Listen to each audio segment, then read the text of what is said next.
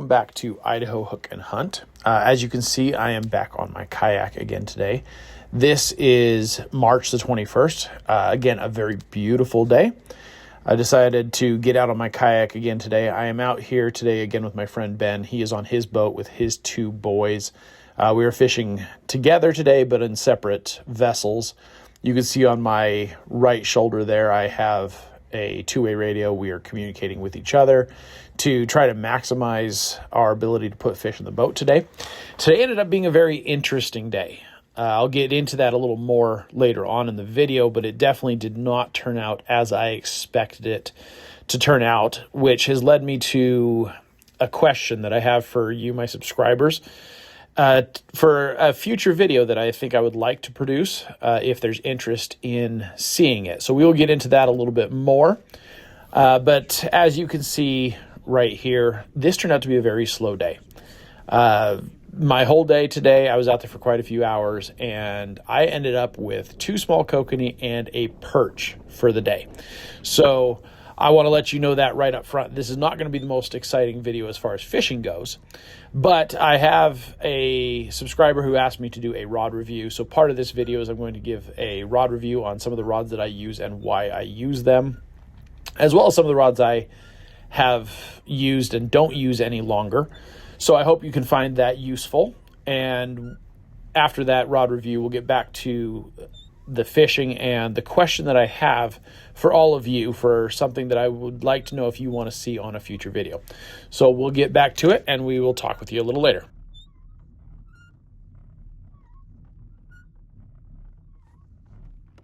There we go, fish on. About time.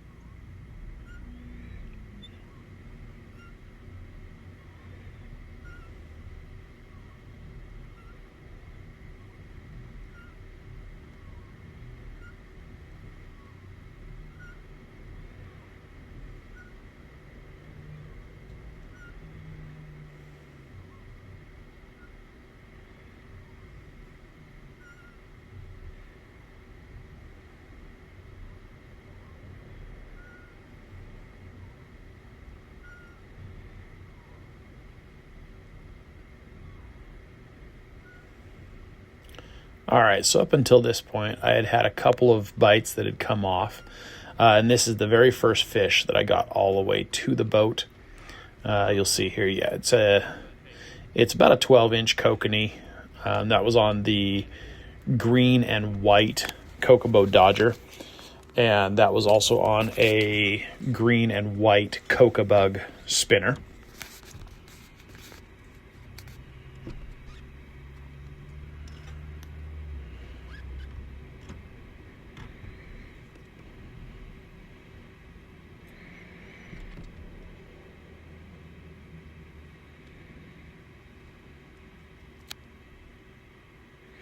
This was a good hour and a half to 2 hours into my morning, so I was very surprised that it fished this slowly for me. We'll get back into that again, though, here in a little bit. We'll get this fish taken care of, and then we're going to go to the rod review here shortly. All right, we're going to step away from the video that you're watching for a few minutes. I had a subscriber that specifically asked me to do a rod review, and he asked me, what is the best kokanee rod? And I'm sorry, I'm not going to be able to really answer that. To be able to know what's the best kokanee rod, I have to have tried all of them, which I have not done. I've tried a lot of rods, but there's certainly some that I've never gotten to. And I don't want to tell you that what I use is better than all of those rods, because I just simply don't know. But what I can tell you is what I have used and what I currently use and why. A couple of rods that I have used in the past that I don't currently use any longer. For one is like the little eagle claw, the yellow rods. You see them all the time out there on the water. And I will tell you, there's nothing wrong with those rods. I bought one several years back when my daughter was coming to visit, and I wanted to have extra rods, and I was, really tight on cash, and so I picked up one of those just to have another rod on the boat. At the time, they're like $25. Now I think they're around $30. They're really inexpensive rod. There's a lot of glass in them, and really, there's nothing wrong with them. If you want to go, budget-friendly rods, there's nothing wrong with those basic Eagle Claw glass rods. They will do the job for you. A couple others that I've used that I don't currently use.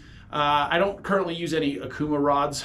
I've used both the SST as well as the Kokanee black rods, and I've done fine with both. The SST I did find was a little bit on the brittle side, a little bit more graphite in it than what I like for my rods, and so it wasn't quite as forgiving of loading it up harder in the downrigger, especially on colder days.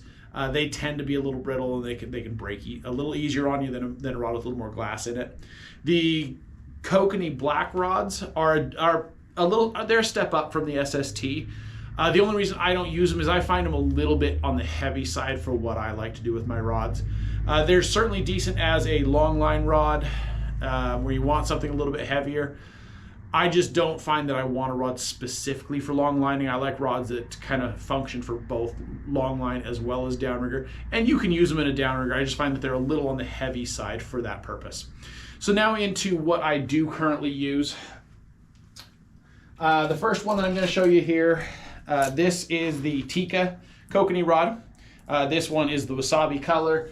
I believe not all, they do have a few different lines, but they're basic downrigger Tika rod. They have various colors, and they're all essentially the same rod. This Tika is a nice little downrigger rod. You can see it's got lots of flex, all the way to the butt. It's got plenty of flex. It's a very nice little downrigger rod, lots of glass in it. I do like that rod. I pretty much use it exclusively as a downrigger rod. I'll longline with it a little bit. There's nothing wrong with longlining with it, but it's primarily built as a downrigger rod. The next one I'm going to show you, and I actually have two different ones of this rod. This is the Velocity. This is the Velocity Ninja Kokanee series. This is the gray and darker gray one. I've had these for a number of years. I use these pretty frequently. You'll see this rod a lot on my video. Again, it's built very similar to that Tika. It's got good flex. Whoops, sorry about that. It's got good flex. Good downrigger rod. Good all-around rod. This one I believe is 7.6. Yeah, this is a 7.6. Good downrigger rod. I enjoy these. I use them quite a bit. The other one that I have that's the same brand is this blue one here. This is the Kokanee and Trout Elite Series, Velocity again. And this one is a 7.9, so a little bit longer. Very similar rod though, similar flex to it. Might be a little softer than the gray one just by a little bit, but again, a very nice downrigger rod. Now, another thing, these first four rods that I've showed you all have the same reel on them. On all of these rods, I am running the Daiwa Lexa 100. I like the Daiwa reels. These Lexa 100s are pretty small. They balance really nicely with my specifically downrigger rods. The only problem I've had with them, I do find that the line counters on them, they're not the best line counter in the world. That gray one that I just showed you, I know that the line counter on that one tends to stick. I have to reset the line counter from time to time. A couple other things about my setup. So you'll notice that every one of these rods that I've showed you has mono on it. I don't run braid on Kokanee rods. There was a discussion about this that I was in just the other day on Facebook talking about using braid for Kokanee rods. I just don't see the benefit of it. Yes, braid can last longer. It doesn't wear out as quickly as mono does. Mono, with sunlight and heat, does degrade. However, I run mono for a couple of main reasons. One, if you've run braid for trolling before and you ever get two lines tangled up with each other, you understand.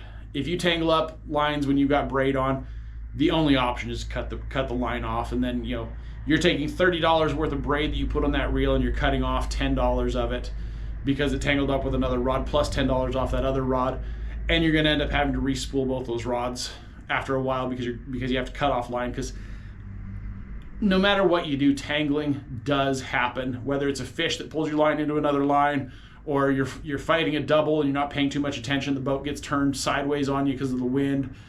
Tangles happen, and if you're fishing braid, tangles just are really difficult to deal with. The other issue, braid has no stretch whatsoever, and with kokanee, being that they're a very soft-mouthed fish, I like to keep my system as soft as possible to keep from tearing out on those fish, especially this time of the year in the spring. Fish in the spring, when they're a little smaller, have a softer mouth than they do when they're bigger. Now, when you're getting into 18, 19-inch kokanee, their mouths definitely are a lot firmer than when you're catching 11, 12, 13-inch kokanee. These 11, 12, and 13-inch kokanee, they have a lot of tendency to come off. They also, in the spring, like this that I've mentioned on other videos, they also have a tendency to short strike and only get on the back hook.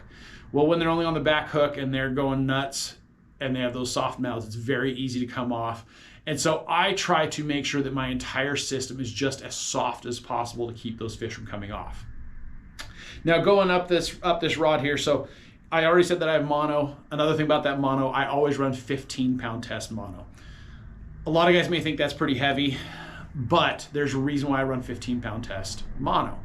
The reason why is not because I need 15-pound test to haul in these 10-pound kokanee. No. The reason why I want 15-pound mono as my main line is because most of your kokanee lures, whether they're made by Kokobo Tackle, who I'm pro staff for, as I've mentioned many times, or if they are by another brand, most of the commercially tied kokanee lures are going to be on 12-pound test.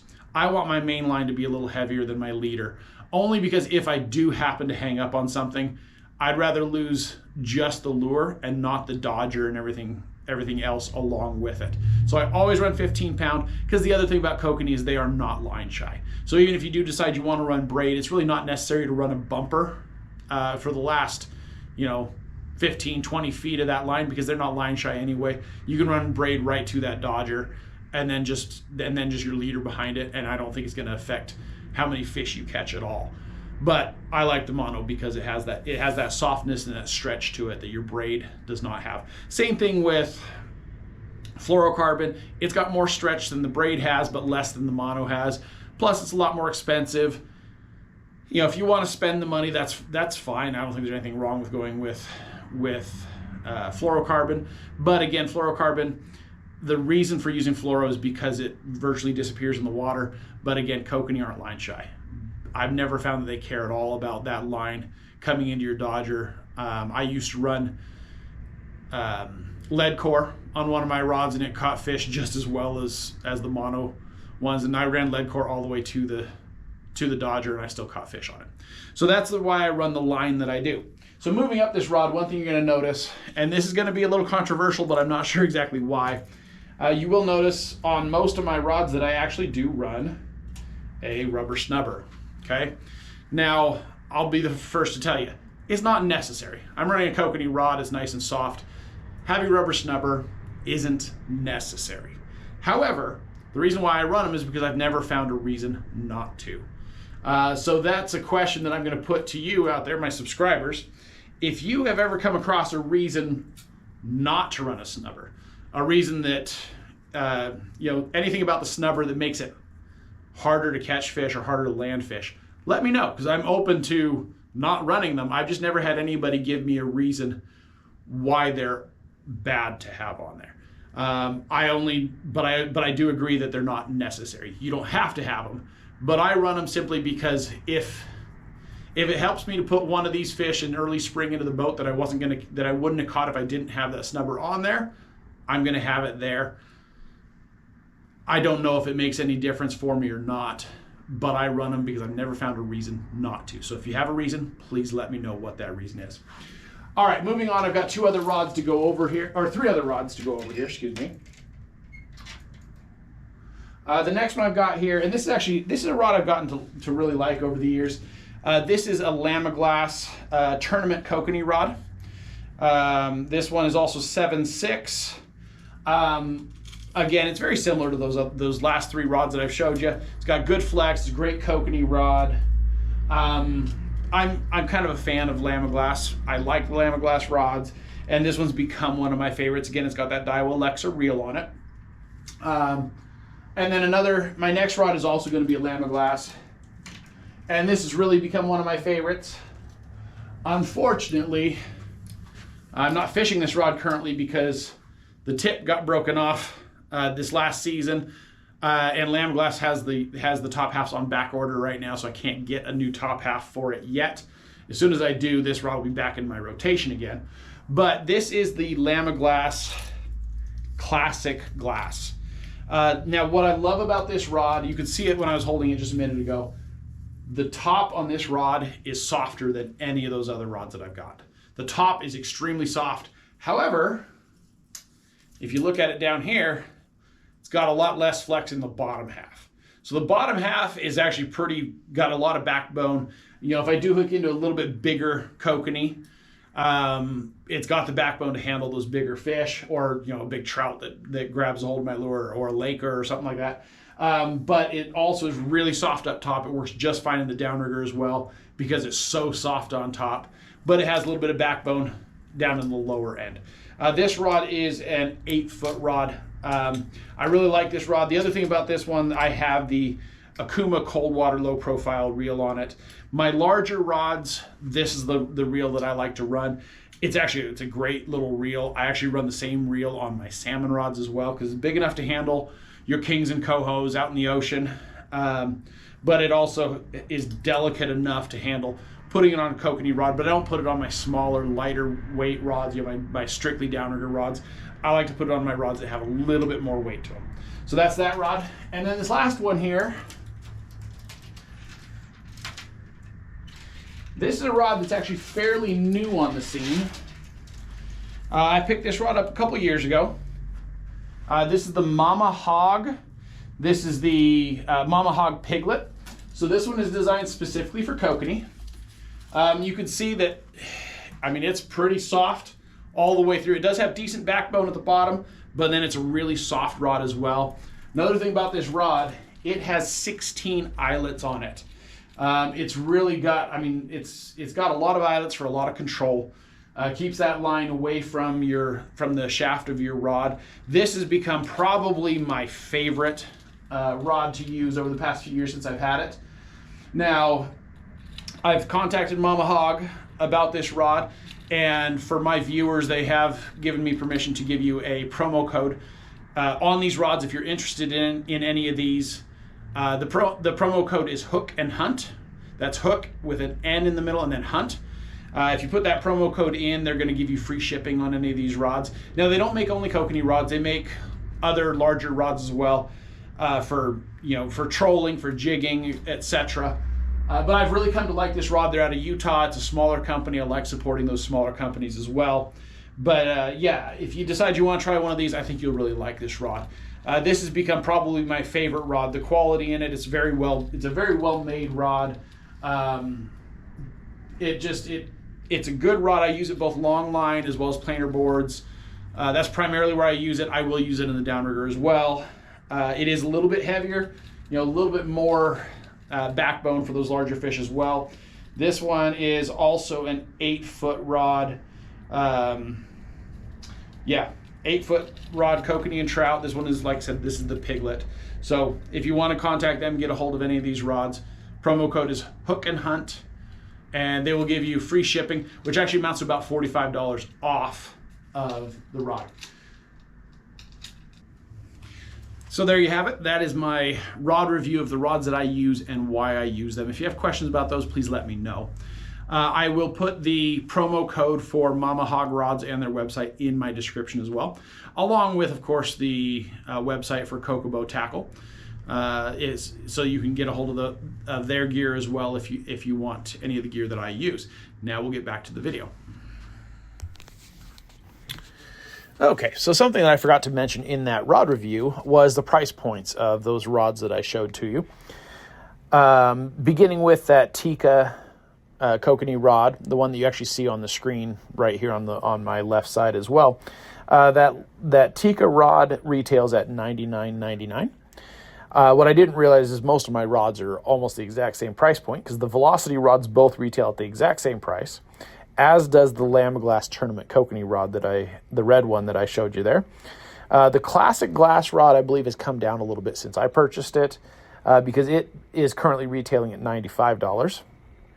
And the Mama Hog Piglet rod that I showed you that I'm really enjoying, that one retails at $99.77.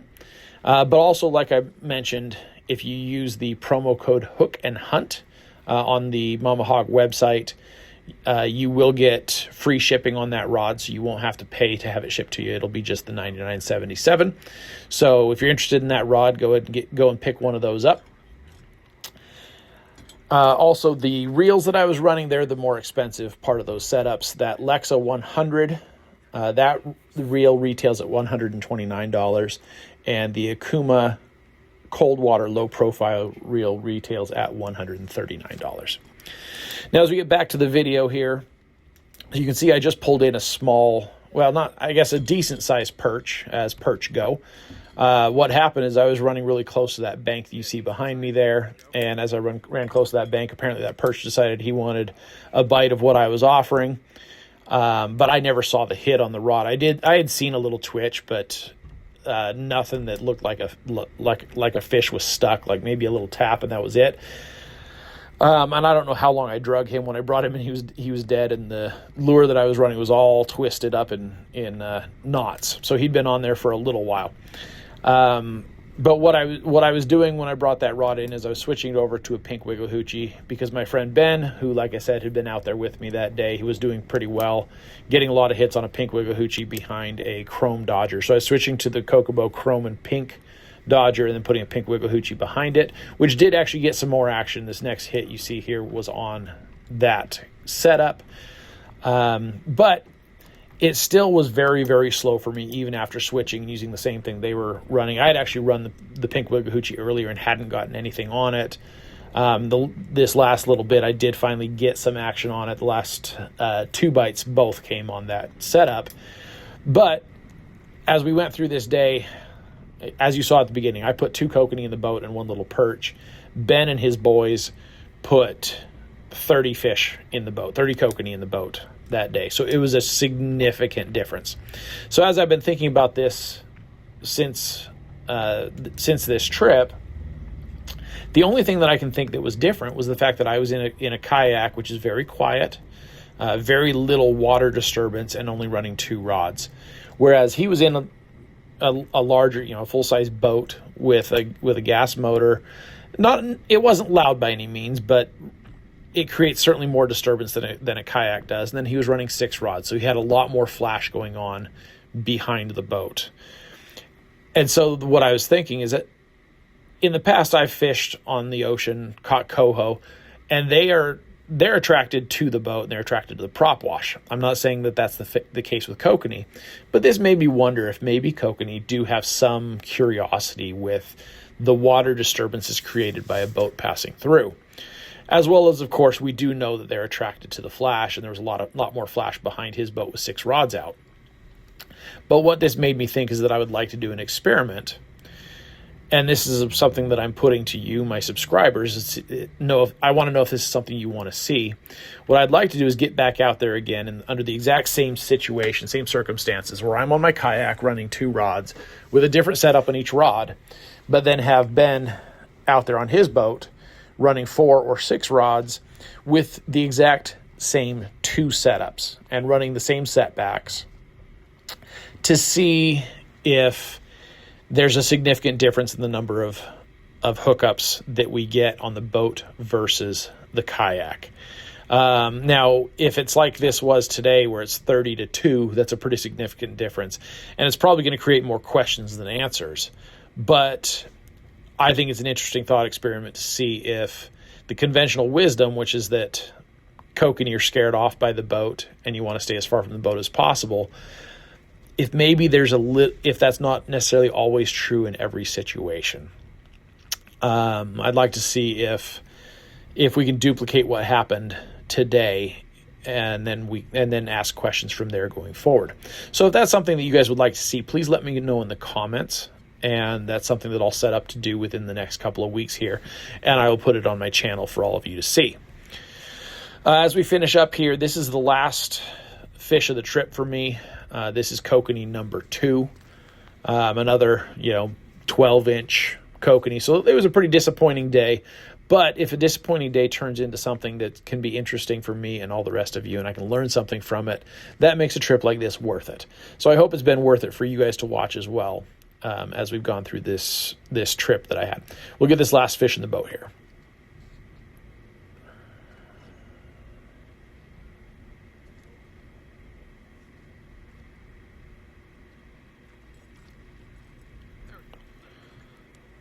There it is, last fish of the day. Thank you for watching Idaho Hook and Hunt, and we will see you on the next one.